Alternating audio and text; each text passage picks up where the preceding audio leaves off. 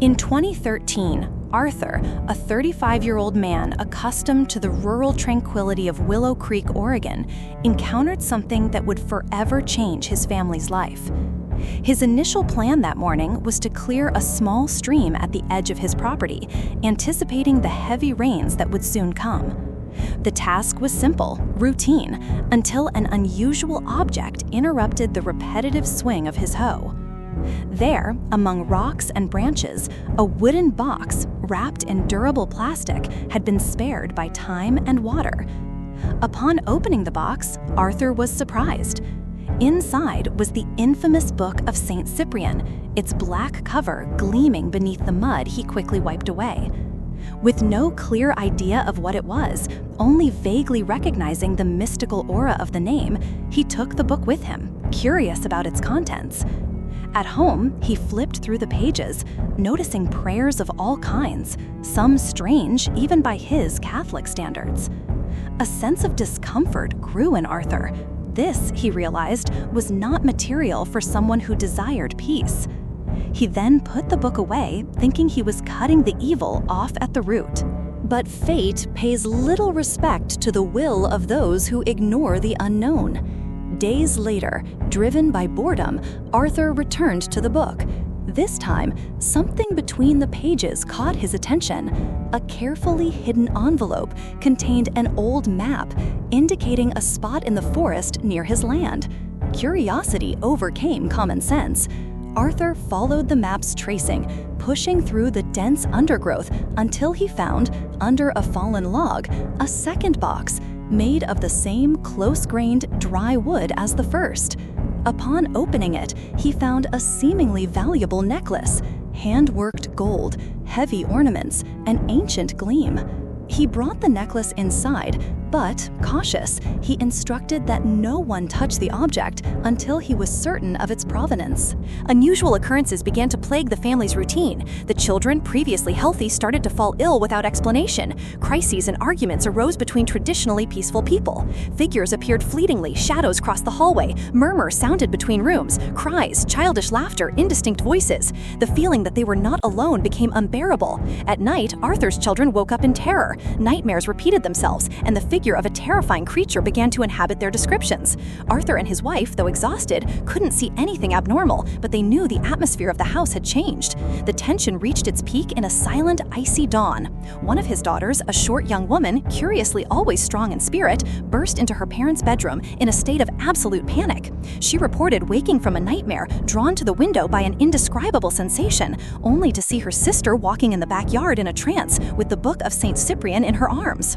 Arthur acted immediately, armed with a scythe, rushing into the woods after his daughter. What he found left him stunned.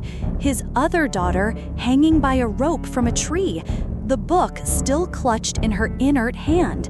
It made no sense. The rope was not known to the family. The height of the knot would supposedly be impossible for her to reach alone. Without wasting time, Arthur cut the rope, saving his daughter by a hair's breadth. Despite the marks on her neck and the shock of everyone around, she remembered nothing of what had happened. From that episode on, the decision was clear. Arthur burned the Book of St. Cyprian, silently watching the flames devour each page. The necklace he didn't dare to destroy. Instead, he threw it into a swift-flowing river far from the property, following the tradition of returning cursed objects to the current, hoping the water would carry away all the dark weight that had somehow infiltrated his home. After the impromptu purification ritual, serenity gradually returned. The strange events ceased. The inexplicable illnesses disappeared. What remained was a sense of relief, but also of respect for the unknown and the power of certain relics. The experience forever marked Arthur's family. For some time, everyone avoided touching old books, abandoned objects, or anything of unknown origin. Slowly, their quiet, rural routine was restored. The children began to sleep well again, the arguments ceased, and even the brightness of the home seemed to have returned. But in every glance exchanged during supper or at the end of a windy night, the silent warning lingered. There were forces out there that respected no logic, experience, or faith. Arthur began to share his story only with those closest to him, always as a warning. It's not just superstition, he insisted, but the hidden power in forgotten traditions, in objects suddenly appearing on our path. He learned that curiosity can be an open door to tragedy, and that not everything that glitters in the dark was meant to be found. In the village of Willow Creek, the story's fame spread subtly. Children began to avoid certain stretches of the stream, and the elders recalled old recommendations. Never meddle with what you don't understand. Don't bring home what appears on forest paths. Reverberating through time, the legend of the Malignant book became part of the Willow Creek landscape. Some families reported hearing bells in the wind after the night Arthur burned the book. Others began to pray whenever they encountered abandoned objects by chance.